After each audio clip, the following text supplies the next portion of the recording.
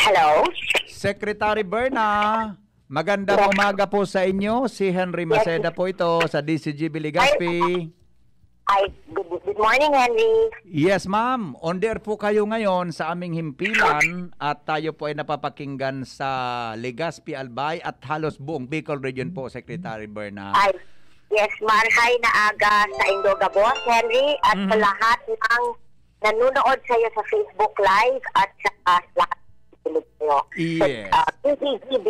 Yes, opo. Secretary, maraming salamat at natawagan ko kayo ngayong umaga ha. Unang-una, kumusta po kayo at kumusta po ang inyong tanggapan muna sa mga panahong itong may pandemya po tayo?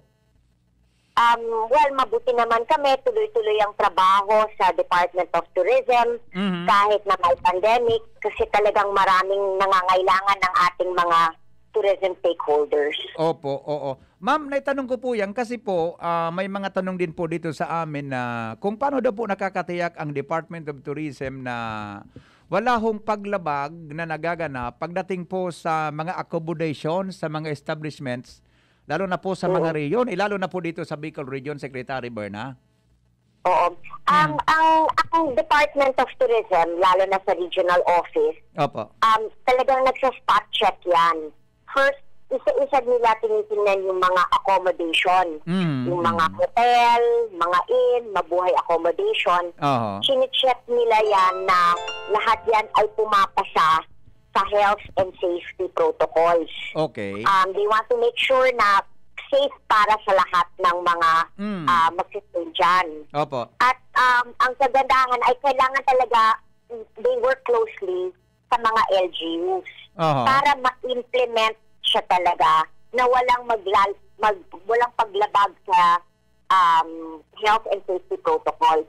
Pero ang sinabi ng aming regional office na well, dyan daw sa Region 5, kakaunti lang daw pala ang nagre-reklamo laban sa mga hotel at resort. Kasi very cooperative pala at masunurin at sumusunod daw talaga dyan. Seryoso ang mga tao dyan sa pagsunod sa health and safety protocols. Kaya siguro mas mababa ang kaso ninyo kumpara sa dito sa NCR. Yes, ma'am. Actually po, tama po yung sinasabi ng inyong regional office dito na karamihan sa mga hotels dito at iba pang mga nag-accommodate po ng mga bisita, pag sinabing ganito ang gawin, sumusunod po yan. Kaya, at saka tinututukan din po talaga ng mga local government units at lalo na ng mga mayor pagdating sa accommodations. Kaya siguro matagal na kayong MGCQ kasi yun na nga di ba dapat nagtutulungan hindi lang ang regional office ng DOT but yung LGU at saka yung mga tao mismo ay masunurin. Kaya talagang congratulations. Opo. With that po, Secretary Berna, may nakikita ho ba kayong naging epekto ng pandemya sa turismo, lalo na po sa amin dito sa Bicol Region? Nako, Henry, napakalaki ng epekto. Diyan, kasi syempre, dahil sa pandemya, walang tourism. Opo. Walang bisitang dumadating. Noong 2019, ang kita ng turismo dyan sa Bicol Region ay 13.7 billion pesos. Dahil sa pandemya, dahil syempre sa travel restriction, syempre nag-iingat, di ba? Kaya maingat, bumagsak siya sa 2 billion. So ang katumbas nito ay 85% ang pagkalugi sa Region 5. Grabe pala, Grabe pala, malaki pala ang kawalan niya. So, syempre, konti yung kita, marami rin nawalan ng trabaho. Oo nga. Malaki to. So, may impact ito sa ekonomiya po, Secretary, Lalo na sa negosyo. Ang laki ng impact kasi, diba, ang tourism, talagang yan ang talagang kaya tumataas ang ekonomiya natin dahil sa turismo pero dahil sa travel restrictions. Syempre, naiintindihan naman dahil nag-iingat, di ba? Kasi ang tourism, face-to-face yan, di ba?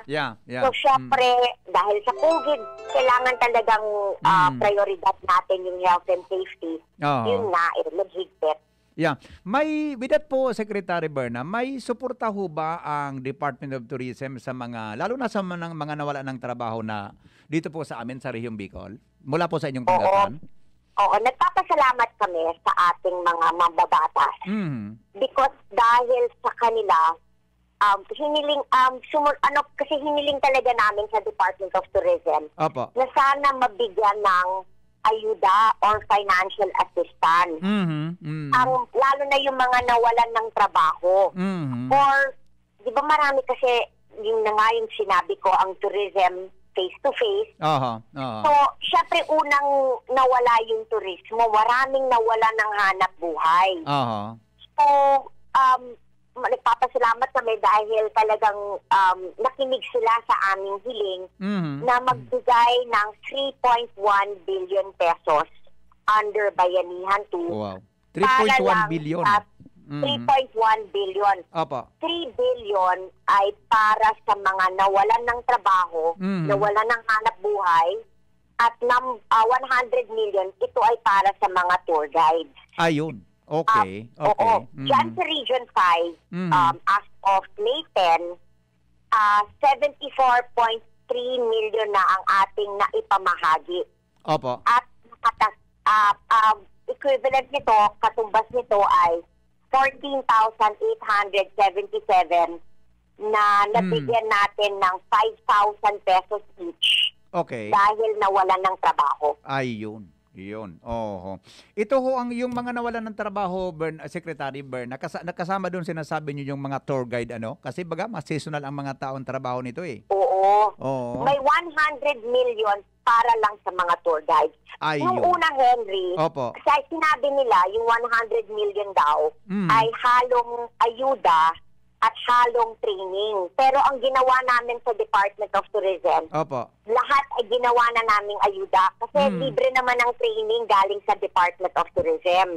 So para mas marami kaming mabigyan ng tulong, di ba? Kasi kung hahatiin mo pa ng financial assistance tapos training, mas kukonte ang mabibigyan natin ng tulong. Oo nga. Ano? So kung yun ang strategy yung una yung ginawa po ninyo, mas malaki ang mabibigyan ng biyaya. Mas maraming matutulungan. Buong 100 million ay, lahat yon ay financial assistance. I see, okay. So yun po sa mga nawala ng trabaho at iba pa. Pero mayroon bang, di ba ho, Secretary Bern, may mga sector din po o mga negosyong naapektuhan ng pandemya, di ba? May mga nagsasara na mga tour operators, ganon. Thank you, Henry. Marami talagang negosyo, lalo na sa tourism, yung mga tour operator, yung mga tour agency, mga hotel. Marami sa kanila naapektuhan ng negosyo. So, dahil sa Bayanihan 2, mayroong 6 billion pesos na inalat para sa mga micro, small, and medium enterprise. Marami dito kasi gusto nilang umutang pero hindi makapag-utang. Pero kung magpapautang man, napakataas ng interest rate. So, dahil dito sa 6 billion pesos na ito, na inilagay sa FB Cares, ang rate niya ay 4 years to pay, 0 interest, 0 collateral, at saka may 1-year grace period. Importante, Henry, itong grace period. Kasi kunyari, makautang kita ngayon, hindi nila kailangan magbayad ngayon. Kaagad. Pwede sila magbayad next year na after 1 year. At saka ang bentahe pala nito, at saka talagang super bentahe sa ating mga kababayan, walang collateral, at saka walang, tama yung Secretary, walang interest, ano? Kung ilan yung inutang mo, yun ang babayaran, pero after 1 year pa. After 1 year pa. 1 year pa, kaya nga umuutang dahil walang pambayad. So, importante yung may grace period, at talagang importante talaga yung 0 collateral at 0 interest. Kasi walang-wala na talaga yung mga negosyo eh. Kaya kailangan sila talagang tulungan. Baka po may mga nakikinig ngayon na hindi pa nakapag-avail. Paano pa ang pwedeng gawin po, Secretary Berna, para maka-avail ng ganitong programa ninyo? Pwede silang pumunta sa ating regional office at tutulungan sila para makapag-apply sa FB Cares. Ayun, very good yan. Para mas madali po, may proseso kaagad. May proseso agad. Para minsan kasi may mga hinihingi pang may mga dokumento para yung ating mga regional office ang tutulong na rin. Yeah, opo. Para mag-guide sila sa pag-utang. Yes, opo. Secretary, maiba po ako kayo po alam kong alam nyo ang bawat rehiyon dahil sa pagiging secretary po ninyo. Dito po sa Bicol, ano po ang mga pwedeng mga produkto na aming maipagmamalaki naman pagdating po sa inyo sa Department of Tourism? Naku, napakarami. Alam mo, meron kaming ginawang 2 travel survey. Okay. Importante kasi ang survey para malaman mo kung gusto pa ba magbiyahe, kung gusto pa ba mag-travel ang mga tao kahit na may COVID, may pandemic. Yeah. Ang unang lumabas ay, at masaya naman kami, na gustong-gusto pa rin mag-travel ng mga tao. Pero ang hinahanap nila ay open air, open space, culture, heritage, mga nature trips. Outdoor activities, yon. At saka gusto nila kung sa labas man ay well-ventilated. Pero tingnan mo naman sa Bicol region, nandiyan naman yata lahat, di ba? Meron kayo nature adventure. May mga ATV ride kayo, may trekking, may island hopping, firefly watching. Tapos meron din sand and beach. Meron din cultural tourism dyan. Yung cultural tours, pilgrimage tours. Tapos may diving at marine sports. At saka may farm tourism. Yun din hinahanap pala ng ating mga kababayan. Marami po dito niyan, Secretary, farm tourism. Marami po dito sa amin. Farm tourism talagang na-develop na po yan masyado. Alam mo, Henry, bago ako napunta sa Department of Tourism, 12 years ako na sa Department of Agriculture. Yeah, yes po. Yes po. Palagi ako dyan sa Region 5 kasi sa farm tourism, yung cacao, andyan. Lalo na, naku, ang sarap-sarap ng cacao. Dyan talaga yung binibilhan ng cacao. Masarap yung pili nut. Oo, dyan talagang pinupuntahan.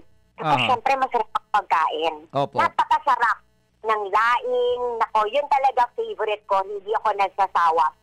Tapos meron kayong noodle dish. Nakalimutan ko na parang ramen na natikman ko dyan sa Naga. Nakalimutan ko ng pangalan. Napakasarap. Kinalas? Kinalas po yun, Secretary. Kinalas.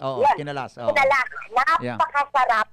Pinupuntahan ko yun. At saka yun, kaya nandiyan naman talaga lahat eh. Meron daw kayong bike tourism sa Albay. Meron kayong lakes and waterfalls hopping sa Camarines Norte. May river tourism sa Cam Norte. Food tourism sa Albay. Meron nandiyan sa Masbate naman yung dive and drive. Marami ang kagandahan dito. Maraming na-develop na tourism product ang ating national office kasi nandiyan naman din talaga lahat ng hinahanap ng gustong maglakbay. Opo. With that po, sa dinami-dami po ng mga available na tourism destinations po sa aming rehiyon, may mga bago ho ba kayo na tourism products na planong i-develop po in the future, ongoing sa ngayon po, Secretary Berna, para mas lalo pa pong lumago ang tourism industry po sa aming rehiyon? Sabi ng nagkakwento nga ang aming digital office, excited ako. Meron siya kasing sinabing, Center of Fun, Farm Food Face under the New Normal. Ayun. Kung saan i-experience ang mga destination at product offerings na nakasentro sa farm, culinary, at culture. Ayan. Meron fun. Meron daw yung Calaguas, Caramoan, Catanduanes Island Adventure. Na magbibigay yung napakagandang isla at natural tourism treasures ng 3 lugar na ito tulad ng mga white sand beaches para sa swimming, bulubundukin para sa sightseeing at trekking, lagoons, coral reef. At alam ko yung mga survivor yung sa Israel, nandyan ngayon sa Caramoan. Correct. Ginawa po niyan palagi. In fact, nung IATF, kami po yung nag-push na makadating sila dito para makapunta sila sa Caramoan. At nga masabi sa buong mundo na napakaganda ng katawan. Meron din syempre tayo yung Dive and Drive na i-connect yung Ikaw Islands ng Masbate sa iba't iba ring popular dive spot sa Canilao, Batangas at Puerto Galera. I see. Opo. May mga ano ho po bang suporta po, Secretary Berna, ang ibinibigay po ng DOT sa Bicol Region? May mga concrete naman na suporta. Yung binanggit ko yung mga new products. Pero marami din naman tayong mga, let's say, ang Tourism Promotions Board. Meron siyang, nagpumondo siya ng 2.5 million. Yeah. Para sa mga, yung mga pag-promote dyan sa Bicol Region. Meron tayong mga infrastructure projects sa pamamagitan ng KEZA. Okay. Merong 25 million para sa construction ng Camarines Sur Tourism Center. Meron din 4.7 million para sa isang tourist information center at green restroom sa Iriga City. Meron din 5 million pesos para sa construction ng Gibalon Historical Shrine sa Magallanes, Sorsogon. Yes. Meron din 40 million pesos para sa construction ng Museo de Nuestra Señora de Penafrancia. Yun po ay 90% complete pa noong February 26, 2020. Ongoing naman yung construction of access road to Karangahan Falls, Legazpi, Albay na nakakalagang 50 million pesos. At meron din ongoing beautification ng Legazpi City Boulevard at construction ng boardwalk na may halagang 18 million pesos. Sa inyo pala to, no? May funding pala mula sa inyo to? Galing po yan sa TIEZA na attached agency ng Department of Tourism. Last Sunday ho, pumunta ako doon kasi nag-walking at nag-jogging kami dyan sa may Legazpi Boulevard. Kitang-kita ho namin, Secretary, yan. Ongoing ang trabaho para sa ating mga kababayan. Ay, good. Di ba yun naman ang lalo na ngayong pandemya, di ba gustong-gusto mo yung umiikot? Fresh air kasi yan sa area yan. Sa kahabaan ng shoreline ng Legazpi. So yun, 18 million pesos ang itulong Department of Tourism to the TIEZA. Ayun, very good. Actually po, yun talaga ang paboritong puntahan ng ating mga kababayan, lalo na pag Sunday at saka Saturday. Pero si Mayor Rosal nga, talagang mahigpit yung protocol dyan sa social distancing sa lugar na yan. Pero nag-enjoy ang ating mga kababayan kasi presko ang hangin po. Sabi nga natin, open air para sa exercise po, Secretary.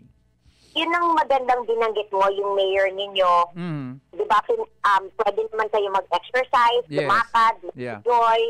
Pero stricto pa rin siya sa health and safety protocols. Kaya nagpapasalamat ka mayor ninyo kasi kaya nga pababa ang cases ninyo dahil yun na nga yun na nga lahat.